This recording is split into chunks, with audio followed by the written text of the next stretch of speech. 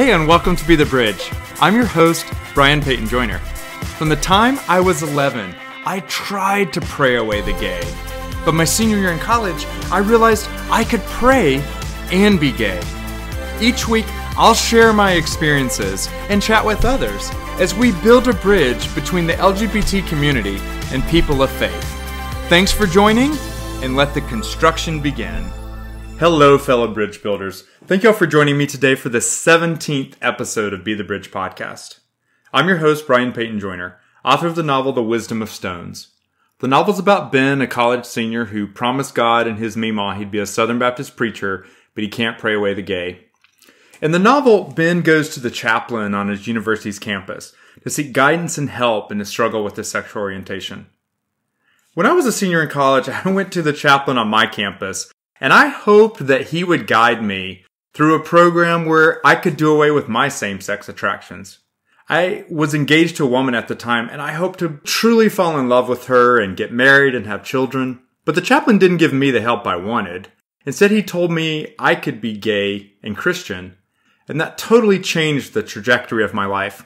Otherwise, I probably would have gotten married, had kids, and done my best to live the life that was expected of me. And then at some point, I guess I would have realized I just couldn't keep going. My guest today is Jeff Ford. He's someone who lived the life I thought I should live. He met his wife at church in Sunday school, and they fell in love and married in 1991. They were married for 24 years, and in that time had 3 beautiful daughters. But in 2016, he realized he could no longer live this double life, and the only fair thing to himself and to his family was to file for divorce. Hey, Jeff, welcome to the show. Hey, Brian. Thank you for inviting me. I'm glad to be here today. And similar to the story that you shared in the introduction, I think back on my time, and I certainly wish I had a chaplain talk to me and explain that it was okay to be gay. But it wasn't really my option or my path at the time. Yeah. Hey, Jeff, you've listened to my podcast, and you know my first question for my guests. Where are you from? I am from a small town in Michigan. It's in the south central region of Michigan. Uh-huh. We like to point at our hand if you're a Michigander. I was going to say, I have my hand up. Right. Have your hand up. Now, you look at the back of your left hand, right? Or is it the front of your right? I look at the back of my right hand. And it's right where the wrist meets the hand, actually. Just go across there about 1/4 inch, and you're right there. We're right above the Indiana state line. So a small town of Marshall. We had 7,500 people in our city. Very, very small town values, and just expectations of how family should be. Right. Were you really religious? Did your parents take you to church all the time? Oh, absolutely. I was in church on Sunday morning, Sunday night, and Wednesday night. Right.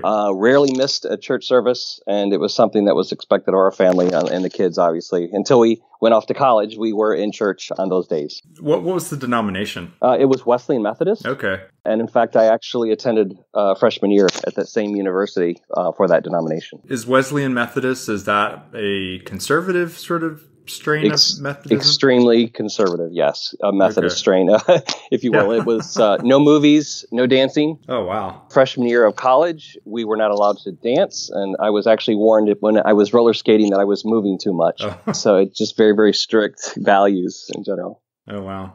We didn't have this in my church, but the joke for Southern Baptists was that they were so afraid of premarital sex because it might lead to dancing.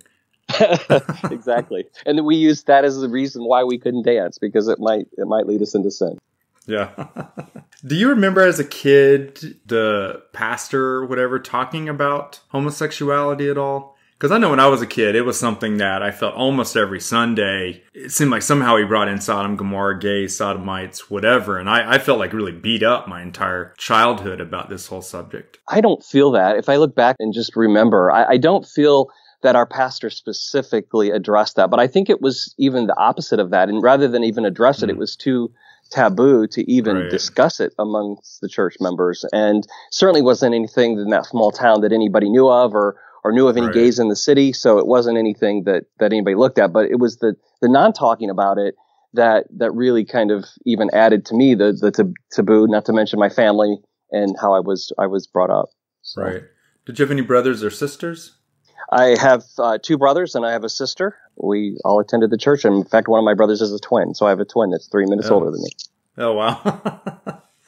That's interesting. So are you identical or fraternal? We're fraternal. Is he attracted to men or women? Only women. He did not have the same issue, and he's happily pursuing his women. So. Right. When did you first find yourself attracted to other guys?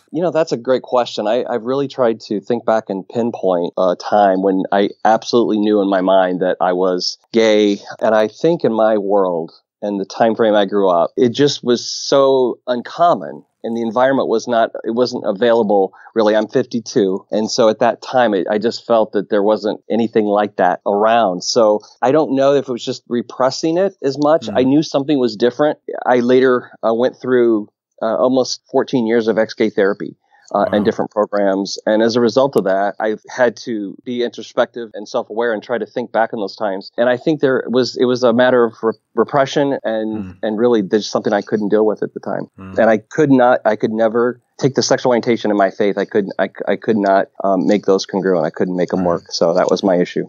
How old were you when you first started in the ex-gay therapy program? I was 37. Okay. By that time in my life, I had realized enough was different and things needed to change. That's when I jumped into those groups and then really pursued that heavily for years. So when you were growing up with your twin brother, did you go on double dates, or what was sort of your dating life with girls like when you were a kid? It was normal, mostly. I was attracted to women at some level, but I don't know if that attraction was sexual, looking back on it. I think it was something that I was expected to do. Right. I did have some interest, and it was one of those things that I pursued, and I did date. I dated quite a bit in college as well, but it just wasn't something that I really felt natural in doing. Did you have sex with your girlfriends in high school? Yeah, I did not have sex in high school, but I did in college. That was also a confusing part because there was a part of enjoyment and pleasure that I got from that, but I maybe didn't feel it was completely natural or I just felt a little different in that space. But because I was able to do that, it wasn't something that I ran from necessarily. It added to the confusion for years later for me to really figure some of these pieces out because I had that experience and it did work for me. And then when I met my wife, that was also something that we continued, and obviously it was very normal most respects there. Let's talk a little bit about how you met your wife. So you had graduated from college in what year? In 87. After college, you went and lived where? I actually took a job in the local hometown, Marshall, Michigan. And then shortly 2 years after that, the company I was working for at the time relocated. They were opening a new office in Tulsa, Oklahoma. Oh, wow. And in Tulsa is where I moved, and that is where I attended church and then met my wife. Were you able to find a Wesleyan Methodist church there in Tulsa, or did you? At that point, I think I had pretty much, I was done with the really small churches, and I wanted a much bigger type experience. You come over to the dark side and join the Southern Baptist. Yeah, right, exactly. But I certainly didn't want the denomination. It wasn't going to let me go see movies or dance. By that time, I figured out I enjoyed that a lot. So, So what was the church that you went to? A United Methodist Church. Okay. So I went to a similar denomination, but United Methodist. Okay. And that's where we met, and we actually were married in a United Methodist Church. Okay. So tell me a little bit about the courtship with your wife. I don't know if it was love at first sight, but it certainly was interest at first sight. Right. I remember her coming to Sunday school class and her coming into the room, and immediately I was like, wait a minute, this is a new person. And I had certain immediate interest. We became friends very quickly and built a friendship, and I think from that it became romantic. Mm-hmm.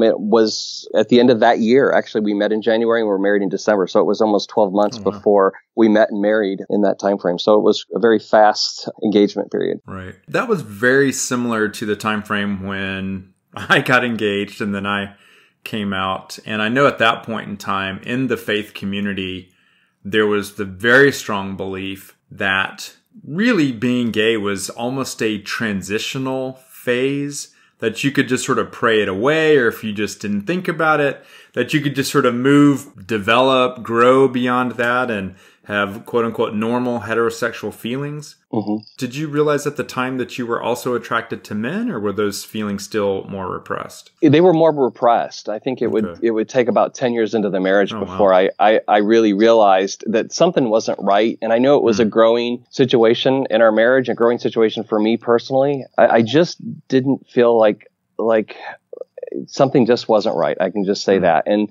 it was a battle for that. And mostly I think from the repressed part was just that the very strong upbringing I had around what was sinful and not with respect to being homosexual.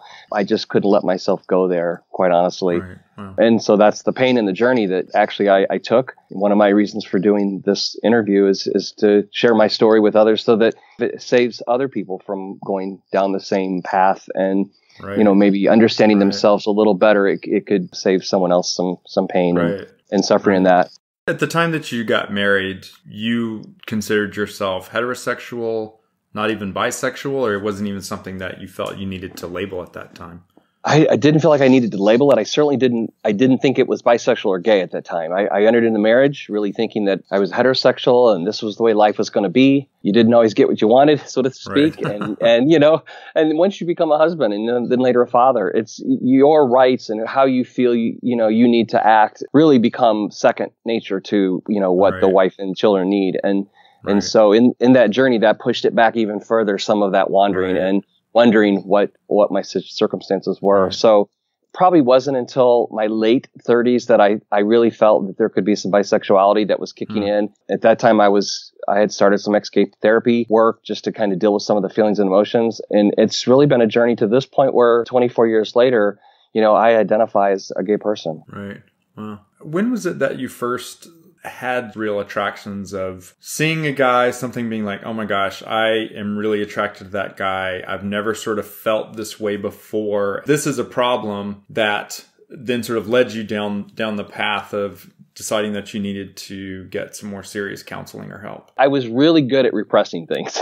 Okay. And really burying that, to be honest. And really, mostly, if I look at my time period back then, the world has changed. The internet and the advent of that and the information that you have at your fingertips is completely different than what was available back then. So I think I was pretty good at putting the mask on, knowing something wasn't right, but feeling like I didn't have a right to change it or pursue it. It wasn't until later when the internet became more prolific. And when I got on the internet, that's how I kind of got myself into a couple situations and then started understanding, wait a minute, there's something else going on here and deeper. And this is not normal for a heterosexual male to be feeling those type of things. And that's where I started to be concerned and worried for myself, worried for my spouse and kids, of course. Right. And that's where it grew to the point where I knew that I needed to do something different because there was a definite traction at that point that was growing. And there was certainly something, I think, that I was searching for to feel, I think the need to feel okay, to feel affirmed as a person, as a man. And I think looking for that similar type person who might be struggling in the same way, I was really searching at that time.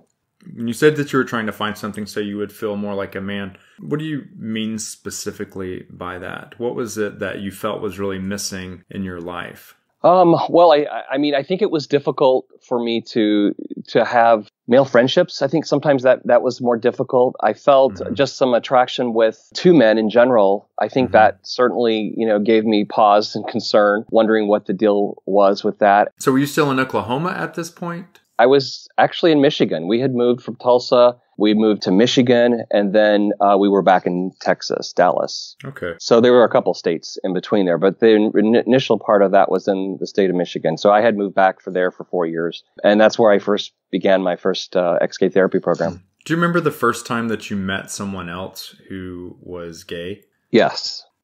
2002. So by that time, I'd been married for about 10, 11 years. And I'm on the internet, and that's the first time I'm chatting and I'm discussing with people who have interests in guys. I'm realizing that I have the same interests, and then, finding quite a few married men, people who were down low or very living double lives or whatever at that point, having interest in men, but being married. That was one thing I became interested in just because I think I was searching for answers and wanted some clarity and certainly wanted to understand myself better. Okay. Let's go into one of those particular moments where you're at your computer. Are you at work? Is it at home? Is it late at night while your wife's asleep? What was the time frame when you would go to your computer and just sort of walk us through specifically what would you do? Would you go like to an AOL chat room or what was the... Yeah, it was an AOL chat room. The site actually was gay.com. I think there were things in my life that I was unhappy with and I was looking for, someone to chat with. Initially, it started chatting just in general with women, and then it led to just chatting with men. And then I quickly realized, I don't have any interest in really chatting with the women. I really want to chat with the men.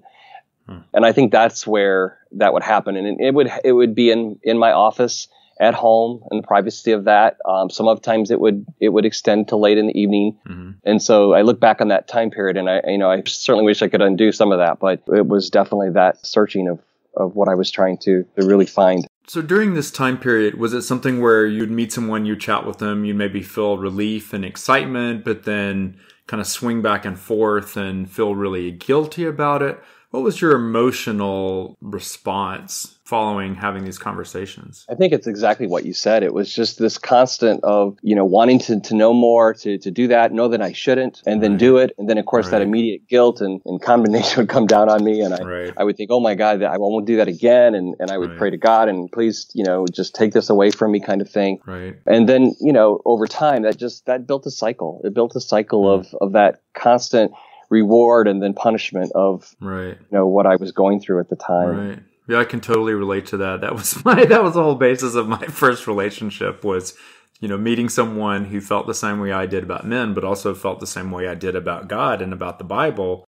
Did you meet any gay Christians or anyone who was struggling with faith at this time? Or I didn't through the online chat. That wasn't anything that I found. Now, as I went into some ex-gay therapy programs, then obviously I did meet the gay Christian or the bi Christian or the hetero Christian that was acting out gay. I mean, it was all different as to what people would be willing to accept about themselves or label themselves as. And, that label is very important and people live by that. And that's the problem with this situation is you have that label, only you know it, but no one else does. And it's that constant secret and living that double life that really creates just a sadness, I think, around my life, but certainly around my families as well. I'm sure they're heavily impacted. You said this was around 2001 timeframe when you first got involved in an ex-gay therapy program.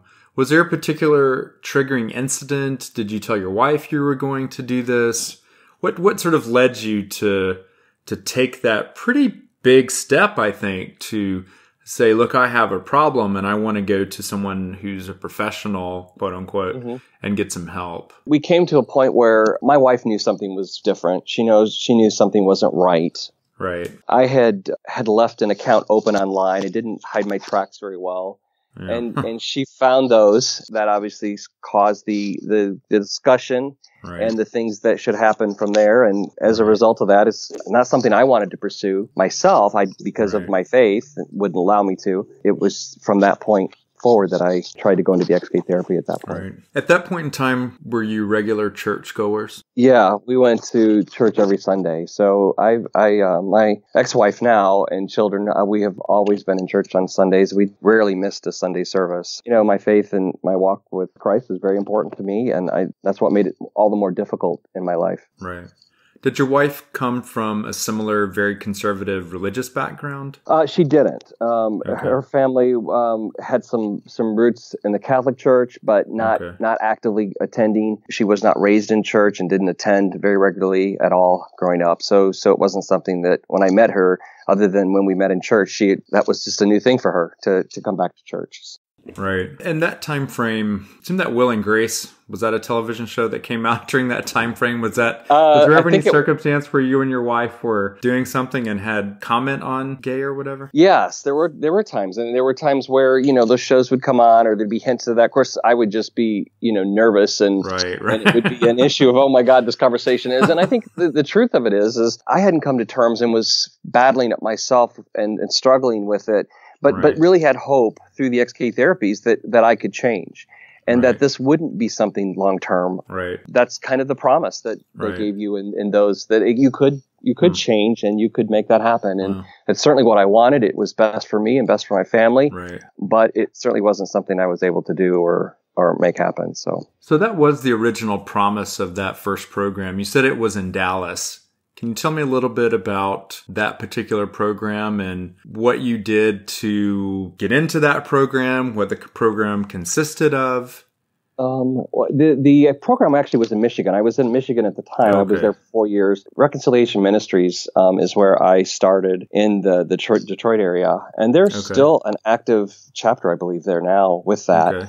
It was a 20-week program that you went in with men, women that had similar issues that were wanting to fight their homosexuality or whatever tendencies. Right. That was the program. You had 20 weeks. And at the end of 20 weeks, the hope was, and the prayer certainly was, that you would be fixed. You would be cured and wouldn't have any more problems. So, and it was a great ministry from a Christian standpoint. I think, a lot of the Bible and that stuff was taught at the time, but it was the Bible as it was interpreted today, right? Reading the Bible literally and not understanding some context. So, and it made it very difficult because it just heaped and poured on even more guilt and condemning feeling, I guess, going through that. What was sort of the structure of the program? We met once a week for 20 weeks. It would meet in a church where we would have an actual church service. Okay. So we had a worship leader with music, and then we had a sermon that we would listen to. And then after that, we would have a breakout session with a group of guys, in my case, with specific similar situation that I was in. Right. And from that, then we had a workbook. And each week we would go through a part of the material to, I guess, recover from our situations. How many folks were in that program at the time? The church auditorium, I would say, was filled. Oh my gosh. Probably 70, maybe 50 to 70 people, somewhere in that range. They broke into smaller groups, and I would have been with a smaller group of anywhere from 7 to 10 people. So what was the motivation of the folks who were in that group? Is it people who were single? Was it people who were married and had been sort of found out, who were sort of required to be there? Surprisingly, the majority of the people were married. There were singles also that had realized earlier before marriage that they had an issue with same-sex attraction. But I would say the predominant majority of them, in my experiences in the programs, again, I was married, so maybe I was, my perspective would be more in that group. But, I would say that was very, very common that they'd be married and wanting to fight it for their faith. And it was very Christian-based and, Bible based and that type of thing from what they were talking. Right. Were the folks in the group really relatable? Did you feel that there were people who were very much like you? Or was it one of these things where somebody would get up and they'd been gone out to a bar and they had engaged in all these activities and you were just like, man, I'm glad I don't have that problem?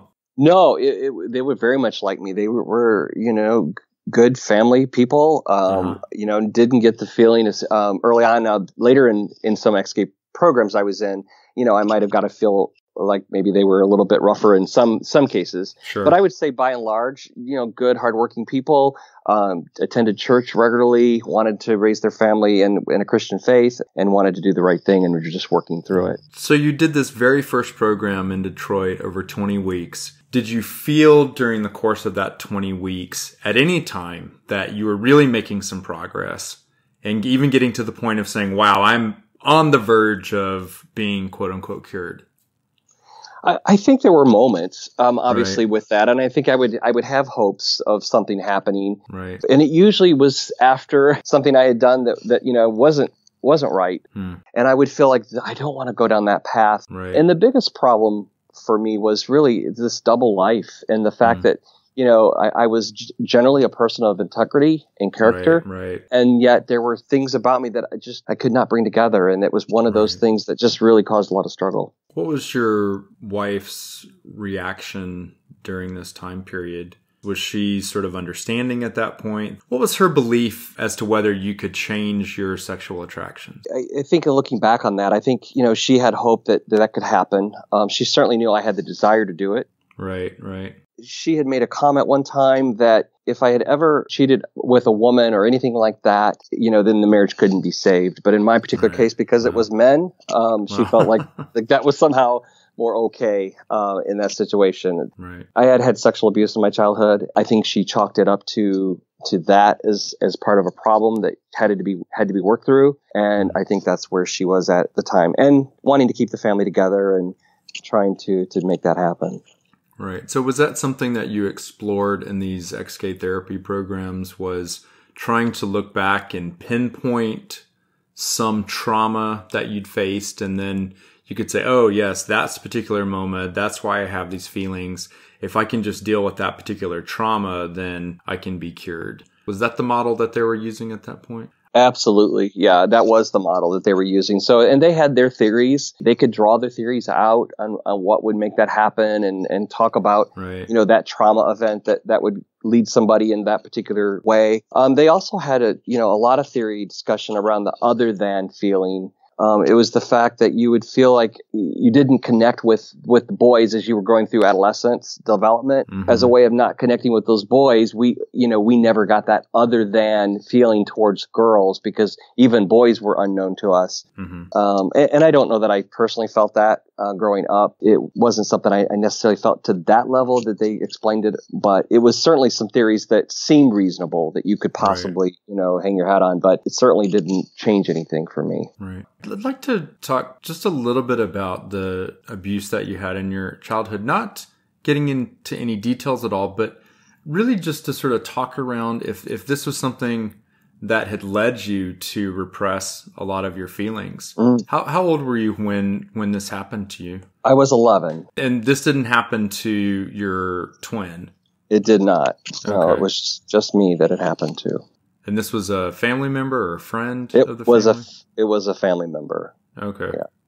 And then was it something that happened a single time or over multiple times? There were multiple times. There were several incidents where that happened. Again, that being the trauma event that the XK therapy people would talk about would be something that they would discuss. Did you tell anyone at the time, or were you sort of threatened not to tell anyone? I wasn't threatened not to, but I didn't. For somehow I just instinctually knew that it was wrong, and something was there. The other thing about sexual abuse when you're that young, especially if there's interaction, your wires get crossed as well, in the fact that it can be something that you're being abused and feeling raped, but then also there could be a pleasurable amount to it, a pleasure piece to it too, if that sounds kind of strange. Right. No. So I felt I was part of it. I felt I was guilty. I felt I was the person who deserved it or had asked for that. And of course, looking back and the work I've done, there's certainly not. It was absolutely abuse.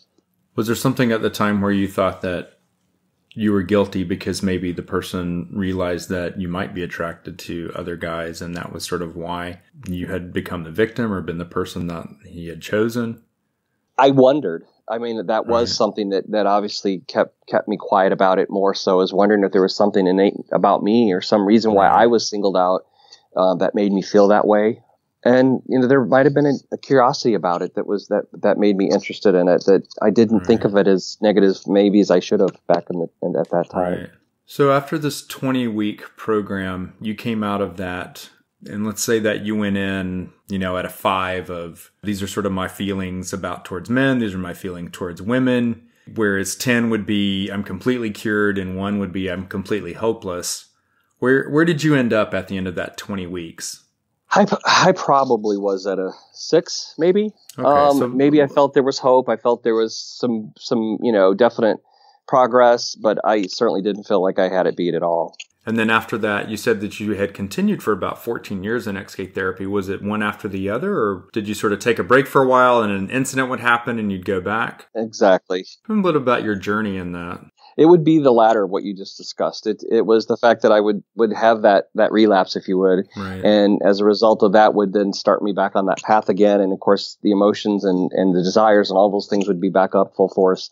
And again, I would know that there were some problems and I'd have to go back in and do something different. So there were some other programs I did, all very extensive, all similar in terms of what the message was, the reasons for homosexuality, and of course the sinful nature of homosexuality that was hugely taught. So those are the big key pieces that I took away. And there were also discipleship that I had with pastors. So I'd been out with pastors and had discussed my problem and issues. I had deacons within the church, discipling me over the years as well. So I really worked hard at really trying to overcome and be the man that I thought God wanted me to be, and the husband and the father. Right. It never was something that I could put into place and be long lasting.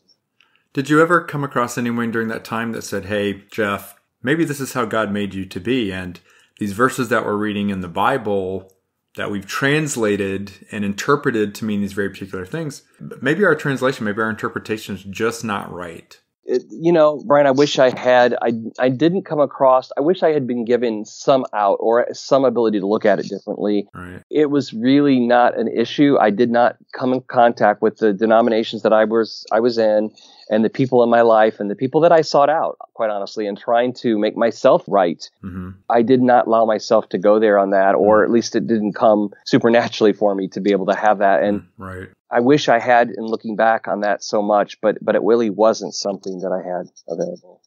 Was there ever a point in time during the ex-gay conversion therapies that you were at a 9 or 10 where you thought, wow, this has really worked.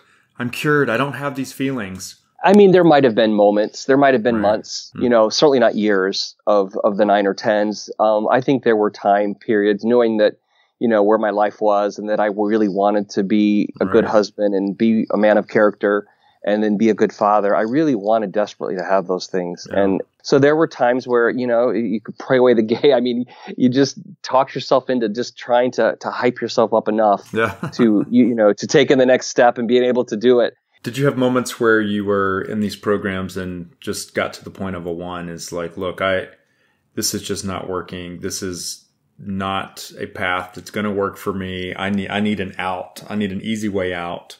I wanted to. I desperately wanted that, but there was going to be a consequence regardless. Yeah. When you're married and you have children, then it was going to be a Right. divorce, and it was Right. going to be something that opportunity and what it proposed for me wasn't something that I wanted for my kids. Right. I felt morally obligated as a husband to my ex-wife, and so those were things that even Right. beside my faith were also things that I was fighting for as well. Right.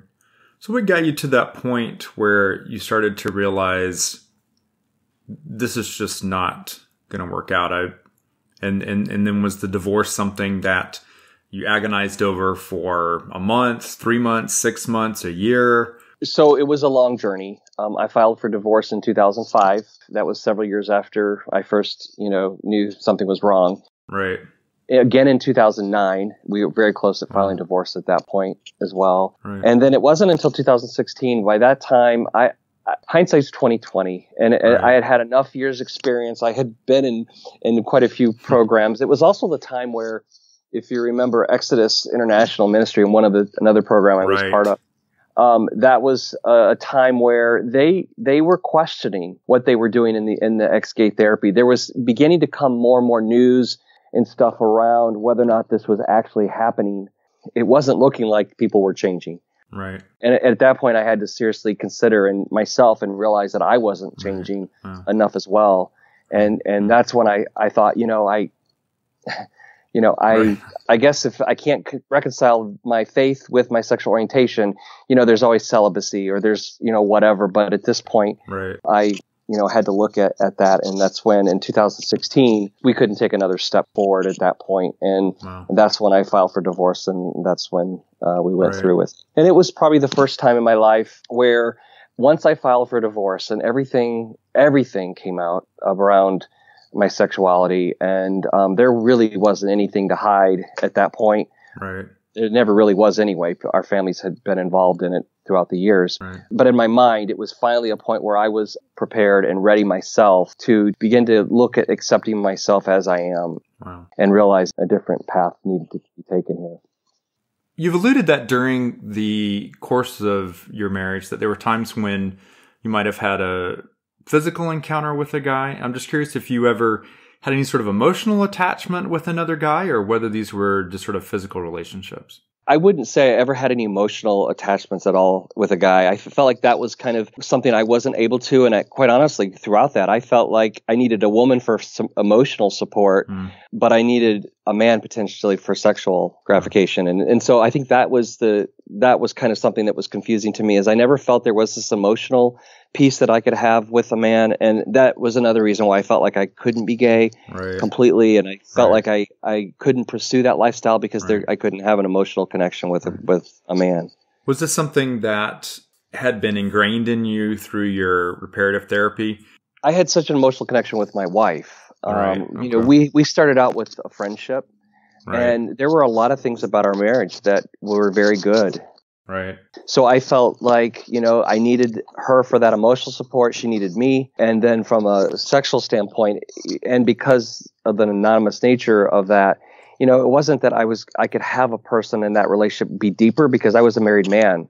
I couldn't have that person in my home and be a friend or even explore that whole emotional piece. Right. So I felt like I didn't need it, and that wasn't something that was interested in. Since then, I've thought differently on that, and obviously that's something I don't have the same concerns on. In fact, I'm aware that I can have a very strong emotional connection with a guy, and even stronger than I did with any woman. From that perspective, that makes it much easier for me to reconcile both the emotional as well as the physical piece. Okay. So in 2016, when you decided that you could no longer live this double life, was it something that you just had to sit your wife down, sit the kids down, and just kind of rip the Band-Aid off, or what was the approach that you took at that particular time frame that had been different from what had happened in 2009 or 2005? I think it 2016 was really just the culmination of all the events. It was the culmination of the 2005, in 2009. Right. And it was just looking back with history and knowing that things didn't get better. I wanted them to. I had hopes that they would, and they didn't. Right. And as a result of that, I think it was just a realization that there really wasn't any other choice. And really having that between that be between a husband and a wife, there's damage in a relationship that gets done. And I think at that point you realize that, we don't have trust here in the relationship. It's best really to move forward separate ways. Right. It certainly didn't help the children, in that situation where mom and dad don't have the best marriage. Right. I myself not being able to be myself, certainly took a toll on my joy and happiness and how I could actually represent as a father, so I felt like there were things there, particularly for me, that, I couldn't be my best and continue in the way that I was. And that's been my journey up to this point, and that's where I'm at now. I finally feel that I am authentic and then really seeking that real life that I need, and really what the life I was called for to begin with. Right. Did you ever have a discussion with your twin about this, and did he give you any advice one way or the other? I've had multiple conversations with him. I share everything with him. He knows everything and always has. Right. Most of it he thought was, the therapy needed to be done, and that if I would meet the right woman, that would change the circumstance. Right. And it really has been in this last year that he's come to terms with it, and he's realized that I am gay. Right. And at this point, in fact, we had a conversation this past week, and he absolutely recognizes that I'm gay, and he knows that's not my choice at this point. I think it's really interesting, Jeff, because one of the things that I've heard consistently through our conversation is that along the way you had this hope that somehow, if you just prayed hard enough, if you read enough, if you talked enough, if you could figure out the cause, if you could deal with the childhood trauma, that you would be cured, and you would have these attractions towards women, and you would lose your same-sex attractions. And I find it fascinating that it was that whole time frame in 2016 when, you're right, you did have Exodus leaders apologizing, saying, we were wrong. And you had a lot of very prominent people who had claimed to have been cured of homosexuality coming back and saying, I was really never cured. I still have these attractions, and actually I'm going to live the rest of my life with another man. Were there times along the way in your ex-gay conversion therapy that people were held up as role models and said, look at so-and-so, he is someone who had attractions to a guy, he loved a guy, but then he met Roberta, and Roberta was the one who was the right woman, and she changed him, and now they're happily married, and he no longer has these feelings. Was it something where you sort of had these role models that you aspired to, and then in 2016 all that came crashing down? Or what was it that caused you to really lose that hope? I think initially there were some role models in the programs, and early on back in 2002 to 2005 and 2009, there might have been some initial success that wasn't publicized, and there were some, hanging the hat on this ex-gay therapy as potentially, a source to be healed. And then what I saw over time is the people in my program continuing to relapse, continuing to have that slip, as they called it in the groups. I slipped this week, that type of thing. That continued. I had a very close friend who was a pastor that I had met in one of the programs, and he's one of my best friends today. And just a great man of God. He lost his marriage. He lost his ministry. He lost it through this same situation. And he went through the ex-gay therapy with me, and we were brothers basically in arms through that program. And several years, probably about 5 years ago, he kind of threw in the towel, if you will, or realized that he could not fix this gay piece, and he actually divorced 5 years ago. Yeah, and he divorced, and then he since had a relationship with a man, and so on and so forth. So I was starting to see the cracks in the walls around some of the ex-gay therapy, and I just knew I had enough cracks myself that it was work for me. So what was the point where, when you pushed your faith to the brink and you sort of were at the point where you could no longer deny who you were, what happened in that tension? Did you get comfortable with the clobber verses? Did you push aside your faith? I've run the gamut on that, from the little interpretation of the Bible and really looking at it from an inspiration standpoint that, every single word was breathed by God and, right. Was miraculously written on pages. I've gone to that place so the actual literal words are what they meant to now at this point, really looking at that historical, cultural context and really going back, looking what the definition of the words and the change of meaning can be between cultures, between languages, between translations of the Bible. Right. And really it's quite interesting. I was having a conversation with my middle daughter, and she was giving me some of the clobber verses. So it makes it difficult. Wow. But even in the clobber verse she provided it to me in the NIV version. Okay. And then I asked her to read it to me in the King James Version. Right. Just the difference of the literal meaning of those two translations alone was eye-opening. Right. But I've continued to go on in this approach and research, and I'm very serious about, wanting to know the answers and truth. Right. I don't want to create a new truth, my truth. I want to follow God, and I want to have God's truth. It's been a long journey to get there, to the point now where I realize and have given space for who I am. And my relationship with God will never be what it needs to be if I'm under condemnation or he hates me. And understanding now how I was created uniquely, this person, and how God does love me, I think my faith has really grown stronger in the fact that now I realize that he does love me, that the person that he did create was someone special and someone that had unique characteristics and features to give to the world and to their family and their friends and community. To now be that person, that I understand those things better and have it. My faith is really never been stronger from that perspective. Wow.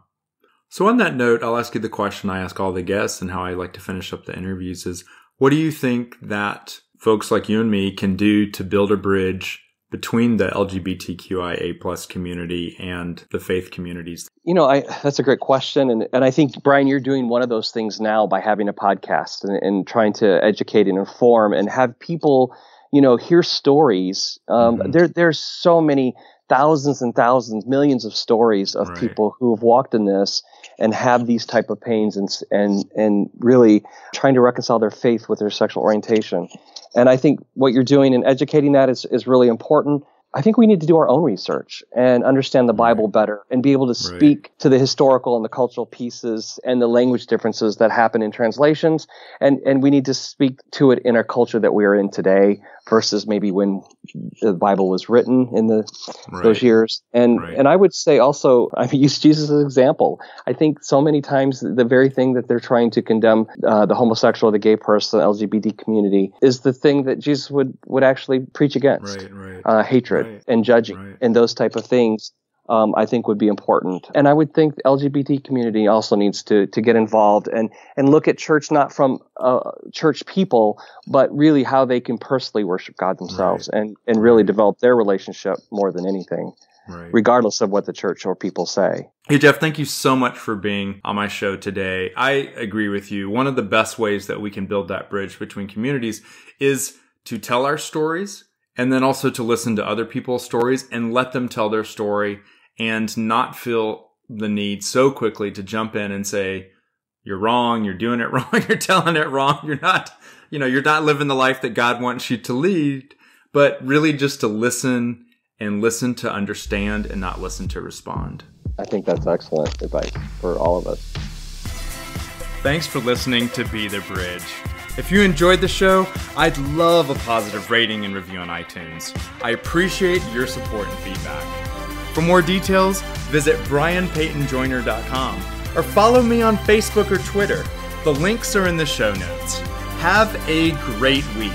And as my grandpa used to say, if you live life by your own rules, you're gonna be okay.